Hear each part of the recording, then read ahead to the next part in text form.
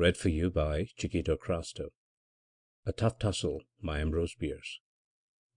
One night in the autumn of 1861, a man sat alone in the heart of a forest in western Virginia.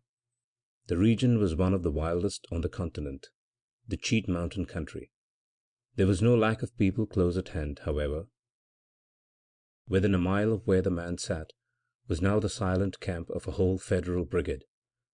Somewhere about, it might be still nearer, was a force of the enemy, the numbers unknown.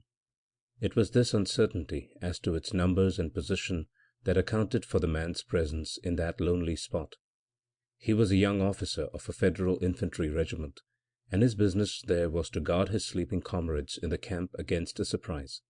He was in command of a detachment of men constituting a picket guard. These men he had stationed just at nightfall, in an irregular line, determined by the nature of the ground, several hundred yards in front of where he now sat. The line ran through the forest, among the rocks and laurel thickets, the men 15 or 20 paces apart, all in concealment and under injunction of strict silence and unremitting vigilance. In 4 hours, if nothing occurred, they would be relieved by a fresh detachment from the reserve now resting in care of its captain some distance away to the left and rear. Before stationing his men, the young officer of whom we are writing had pointed out to his 2 sergeants the spot at which he would be found if it should be necessary to consult him, or if his presence at the front line should be required. It was a quiet enough spot, the fork of an old wood road, on the 2 branches of which, prolonging themselves deviously forward in the dim moonlight, the sergeants were themselves stationed, a few paces in the rear of the line. If driven sharply back by a sudden onset of the enemy, the pickets are not expected to make a stand after firing. The men would come into the converging roads, and naturally following them to their point of intersection could be rallied and formed. In a small way the author of these dispositions was something of a strategist. If Napoleon had planned as intelligently at Waterloo, he would have won that memorable battle and been overthrown later. Second Lieutenant Brainerd Byring was a brave and efficient officer. Young and comparatively inexperienced as he was in the business of killing his fellow-men, he had enlisted in the very first days of the war as a private, with no military knowledge whatever, had been made a first sergeant in his company on account of his education and engaging manner, and had been lucky enough to lose his captain by a Confederate bullet. In the resulting promotions he had gained a commission. He had been in several engagements, such as they were, at Philippi, Rich Mountain, Carrick's Ford, and Greenbrier, and had borne himself with such gallantry as not to attract the attention of his superior officers. The exhilaration of battle was agreeable to him, but the sight of the dead, with their clay faces, blank eyes, and stiff bodies, which, when not unnaturally shrunken, were unnaturally swollen, had always intolerably affected him. He felt toward them a kind of reasonless antipathy that was something more than the physical and spiritual repugnance common to us all. Doubtless this feeling was due to his unusually acute sensibilities, his keen sense of the beautiful, which these hideous things outraged. Whatever may have been the cause, he could not look upon a dead body without a loathing which had in it an element of resentment. What others have respected as the dignity of death had to him no existence, was altogether unthinkable. Death was a thing to be hated. It was not picturesque. It had no tender and solemn side, a dismal thing, hideous in all its manifestations and suggestions. Lieutenant Byring was a braver man than anybody knew, for nobody knew his horror of that which he was ever ready to incur. Having posted his men, instructed his sergeants, and retired to his station, he seated himself on a log, and with senses all alert began his vigil. For greater ease he loosened his sword belt, and taking his heavy revolver from his holster, laid it on the log beside him. He felt very comfortable, though he hardly gave the fact a thought, so intently did he listen for any sound from the front which might have a menacing significance, a shout, a shot, or the footfall of one of his sergeants coming to apprise him of something worth knowing.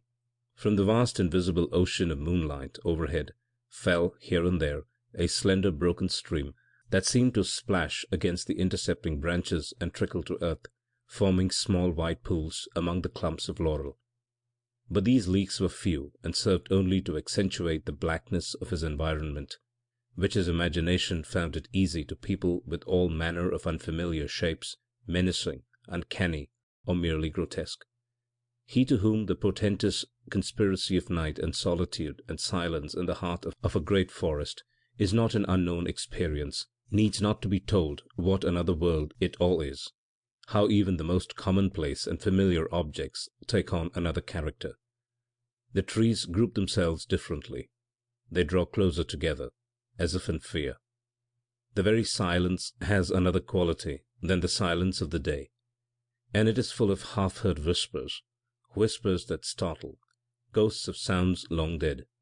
There are living sounds too, such as are never heard under other conditions, notes of strange night birds, the cries of small animals in sudden encounters with stealthy foes or in their dreams, a rustling in the dead leaves. It may be the leap of a wood rat, it may be the footfall of a panther. What caused the breaking of that twig? What the low alarmed twittering in that bushful of birds? There are sounds without a name, forms without substance, translations in space of objects which have not been seen to move, movements wherein nothing is observed to change its place. Ah, children of the sunlight and the gaslight, how little you know of the world in which you live. Surrounded at a little distance by armed and watchful friends, Byring felt utterly alone. Yielding himself to the solemn and mysterious spirit of the time and place, he had forgotten the nature of his connection with the visible and audible aspects and phases of the night. The forest was boundless. Men and the habitations of men did not exist. The universe was one primeval mystery of darkness, without form and void, himself the sole, dumb questioner of its eternal secret. Absorbed in thoughts born of this mood, he suffered the time to slip away unnoted. Meantime the infrequent patches of white light lying amongst the tree trunks had undergone a change of size, form, and place. In one of them near by, just at the roadside, his eye fell upon an object that he had not previously observed. It was almost before his face as he sat. He could have sworn that it had not before been there. It was partly covered in shadow, but he could see that it was a human figure. Instinctively he adjusted the clasp of his sword belt and laid hold of his pistol. Again he was in a world of war, by occupation an assassin. The figure did not move. Rising, pistol in hand, he approached. The figure lay upon its back, its upper part in shadow, but standing above it and looking down upon the face, he saw that it was a dead body. He shuddered and turned from it with a feeling of sickness and disgust, resumed his seat upon the log, and forgetting military prudence struck a match and lit a cigar. In the sudden blackness that followed the extinction of the flame, he felt a sense of relief. He could no longer see the object of his aversion. Nevertheless, he kept his eyes in that direction until it appeared again with growing distinctness. It seemed to have moved a trifle nearer. "Damn the thing," he muttered. "What does it want?" It did not appear to be in need of anything but a soul. Byring turned away his eyes and began humming a tune, but he broke off in the middle of a bar and looked at the dead body. Its presence annoyed him, though he could hardly have had a quieter neighbor. He was conscious, too, of a vague, indefinable feeling that was new to him. It was not fear, but rather a sense of the supernatural, in which he did not at all believe. "I have inherited it," he said to himself. "I suppose it will require 1,000 ages, perhaps 10,000, for humanity to outgrow this feeling. Where and when did it originate? Away back, probably, in what is called the cradle of the human race, the plains of Central Asia. What we inherit as a superstition, our barbarous ancestors must have held as a reasonable conviction. Doubtless they believed themselves justified by facts whose nature we cannot even conjecture, in thinking a dead body a malign thing endowed with some strange power of mischief, with perhaps a will and a purpose to exert it. Possibly they had some awful form of religion, of which that was one of the chief doctrines, sedulously taught by their priesthood, as ours teach the immortality of the soul. As the Aryans moved slowly on, to and through the Caucasus passes and spread over Europe, new conditions of life must have resulted in the formulation of new religions. The old belief in the malevolence of the dead body was lost from the creeds, and even perished from tradition, but it left its heritage of terror, which is transmitted from generation to generation, is as much a part of us as are our blood and bones. In following out his thought, he had forgotten that which suggested it, but now his eye fell again upon the corpse. The shadow had now altogether uncovered it. He saw the sharp profile, the chin in the air, the whole face, ghastly white in the moonlight. The clothing was grey, the uniform of a Confederate soldier. The coat and waistcoat, unbuttoned, had fallen away on each side, exposing the white shirt. The chest seemed unnaturally prominent, but the abdomen had sunk in, leaving a sharp projection at the line of the lower ribs. The arms were extended, the left knee was thrust forward. The whole posture impressed Byring as having been studied with a view to the horrible. "Bah!" he exclaimed. He was an actor. He knew how to be dead. He drew away his eyes, directing them resolutely along one of the roads leading to the front, and resumed his philosophizing where he had left off. It may be that our Central Asian ancestors had not the custom of burial. In that case it is easy to understand their fear of the dead, who really were a menace and an evil. They bred pestilences. Children were taught to avoid the places where they lay, and to run away if by inadvertence they came near a corpse. I think, indeed, I'd better go away from this chap." He half rose to do so, then remembered that he had told his men in front and the officer in the rear who was to relieve him that he could at any time be found at that spot. It was a matter of pride, too. If he abandoned his post, he feared they would think he feared the corpse. He was no coward, and he was unwilling to incur anybody's ridicule. So he again seated himself, and to prove his courage looked boldly at the body. The right arm, the one farthest from him, was now in shadow. He could hardly see the hand which he had before observed lay at the root of a clump of laurel. There had been no change, a fact which gave him a certain comfort. He could not have said why. He did not at once remove his eyes. That which we do not wish to see has a strange fascination, sometimes irresistible. Of the woman who covers her eyes with her hands and looks between the fingers, let it be said that the wits have dealt with her not altogether justly. Byring suddenly became conscious of a pain in his right hand. He withdrew his eyes from his enemy and looked at it. He was grasping the hilt of his drawn sword so tightly that it hurt him. He observed, too, that he was leaning forward in a strained attitude, crouching like a gladiator ready to spring at the throat of an antagonist. His teeth were clenched and he was breathing hard. This matter was soon set right. And as his muscles relaxed and he drew a long breath, he felt keenly enough the ludicrousness of the incident. It affected him to laughter. Heavens! What sound was that? What mindless devil was uttering an unholy glee in the mockery of human merriment? He sprang to his feet and looked about him, not recognizing his own laugh. He could no longer conceal from himself the horrible fact of his cowardice. He was thoroughly frightened. He would have run from the spot, but his legs refused their office. They gave way beneath him, and he sat again upon the log, violently trembling. His face was wet, his whole body bathed in a chill perspiration. He could not even cry out. Distinctly he heard behind him a stealthy tread, as of some wild animal, and dared not look over his shoulder. Had the soulless living joined forces with the soulless dead? Was it an animal? Ah, if he could but be assured of that! But by no effort of will could he now unfix his gaze from the face of the dead man. I repeat that Lieutenant Byring was a brave and intelligent man. But what would you have?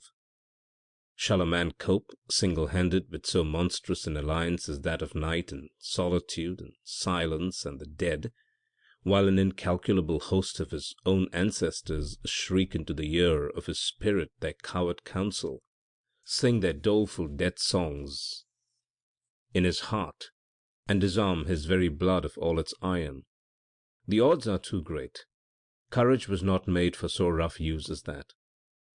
One sole conviction now had the man in possession, that the body had moved. It lay nearer to the edge of its plot of light. There could be no doubt of it. It had also moved its arms, for look, they are both in the shadow.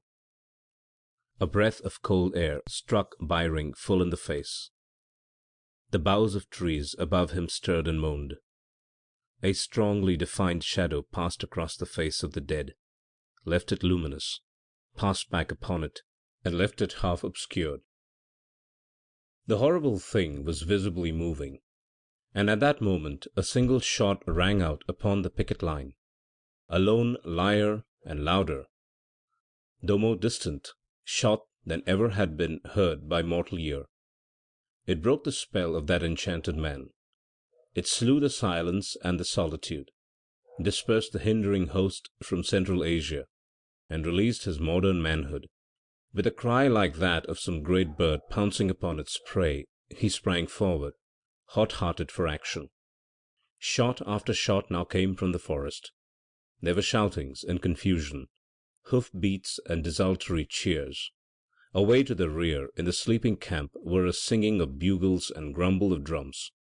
Pushing through the thickets on either side the roads came the Federal pickets, in full retreat, firing backward at random as they ran. A straggling group that had followed back one of the roads, as instructed, suddenly sprang away into the bushes as 100 horsemen thundered by them, striking wildly with their sabres as they passed. At headlong speed these mounted madmen shot past the spot where Byring had sat, and vanished round an angle of the road, shouting and firing their pistols. A moment later there was a roar of musketry, followed by dropping shots. They had encountered the reserve guard in line, and back they came in dire confusion, with here and there an empty saddle, and many a maddened horse, bullet-stung, snorting and plunging with pain. It was all over, an affair of outposts. The line was re-established with fresh men, the roll called, the stragglers were reformed. The Federal commander, with a part of his staff imperfectly clad, appeared upon the scene, asked a few questions, looked exceedingly wise, and retired. After standing at arms for an hour, the brigade in camp swore a prayer or two, and went to bed. Early the next morning a fatigue party, commanded by a captain and accompanied by a surgeon, searched the ground for dead and wounded.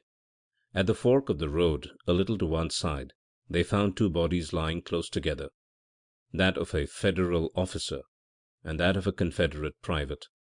The officer had died of a sword thrust through the heart, but not apparently until he had inflicted upon his enemy no fewer than 5 dreadful wounds. The dead officer lay on his face in a pool of blood, the weapon still in his heart. They turned him on his back, and the surgeon removed it. "Gad," said the captain, "it is Byring," adding, with a glance at the other, "they had a tough tussle." The surgeon was examining the sword. It was that of a line officer of Federal infantry, exactly like the one worn by the captain. It was in fact Byring's own. The only other weapon discovered was an undischarged revolver in the dead officer's belt. The surgeon laid down the sword and approached the other body. It was frightfully gashed and stabbed, but there was no blood. He took hold of the left foot and tried to straighten the leg. In the effort the body was displaced. The dead did not wish to be moved. It protested with a faint, sickening odor. Where it had lain were a few maggots, manifesting an imbecile activity. The surgeon looked at the captain. The captain looked at the surgeon. End of A Tough Tussle by Ambrose Bierce. Read for you by Chiquito Crasto, Birmingham, Alabama.